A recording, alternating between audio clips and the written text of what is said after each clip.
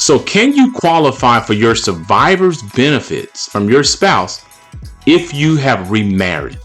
This is a huge question that we have to answer for our clients a lot of times, and that's what we're going to do today in our Tuesday tips for you, so stay locked in. Hi, my name is Carson Graves, certified financial planner and president and CEO of the Retirement Education Center, and I want to welcome you once again to our Tuesday tips, where we're going to be talking about survivor benefits and remarrying.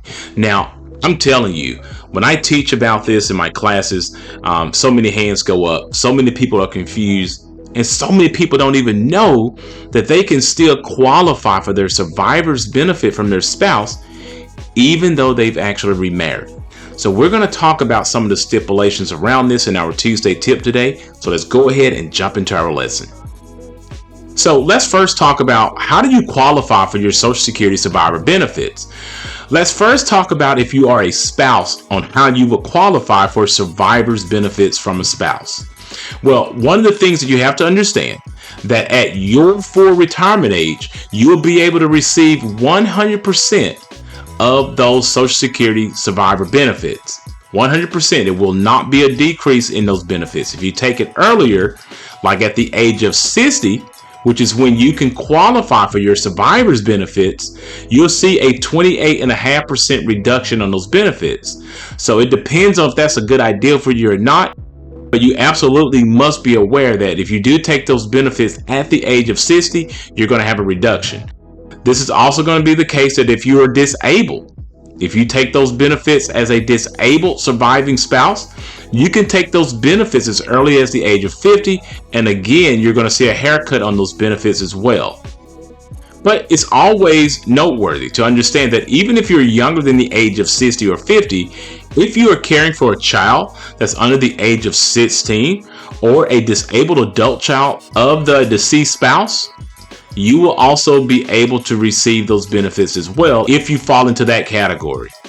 Another thing that you have to be aware of is that your marriage to this particular person has to have been for at least 9 months. There are 2 exceptions to this rule. If that person died in the line of duty, or if this person was relatively healthy and they were expected to live longer than 9 months, maybe there was an accidental death, that 9-month rule will not come into play. But it is important for you to understand that if you've only been married for 7 months and that person just died of natural causes, then you would not qualify for those survivor benefits. Another question that I'm always needing to address here is when my clients say, what if I'm receiving my own Social Security benefits? What then? Do I still get my survivor benefits? The answer is yes and no. One of the things you can do in this situation is that if you are receiving your own benefits, you can switch to your deceased spouse higher benefit.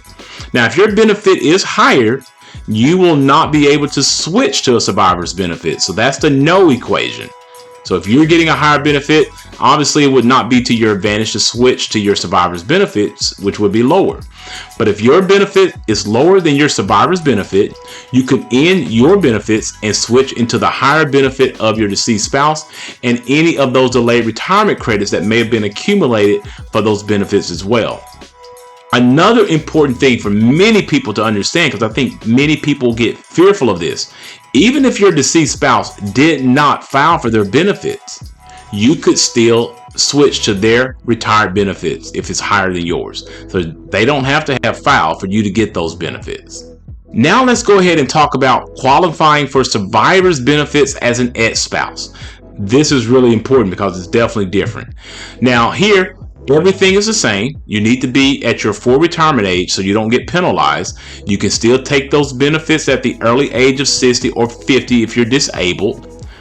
Also, to be noted that if you are caring for a child or a disabled adult child of the deceased ex-spouse at the time, you could still qualify for those benefits at any age. It doesn't have to be age 60 or 50.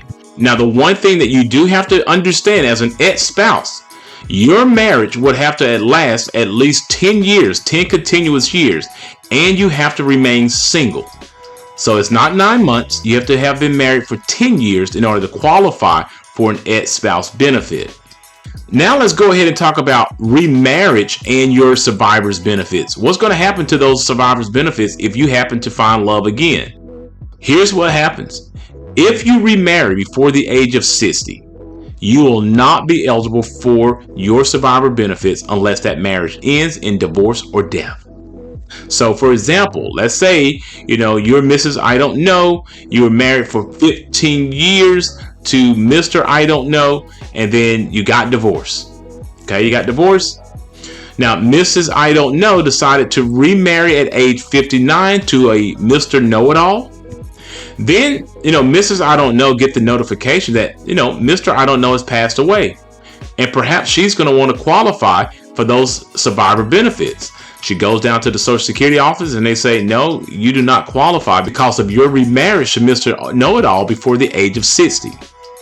Now, 5 years later, Mrs. I don't know divorces Mr. Know-it-all. Now here she's single again. Little does she know, she will now become eligible for those survivors' benefits because now that marriage has ended in divorce or death. So keep in mind that even if you remarry before the age of 59, if that marriage were to end after the age of 60 in divorce or death, you can now requalify for your survivor spouse's benefits. Thank you again for tuning in to our Tuesday tips. Please understand that these videos are created for educational purposes only and that you should always seek out your own financial advisor, your own tax advisor, and your own attorney regarding your personal situation. And if you're looking for an independent fiduciary advisor to help you with these types of complex financial matters, we highly recommend that you utilize the links in our description below and go ahead and schedule a 1-hour free consultation with us today. We would also like to hear from you. Let us know if you have experienced anything like this before with your survivor's benefits, or if you know someone who may have thought they didn't qualify for their survivor's benefits because they did remarry before the age of 60.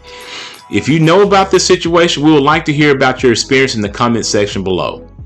And if you found this information to be beneficial, all that we ask is that you subscribe to our channel, like this video, and share it with others.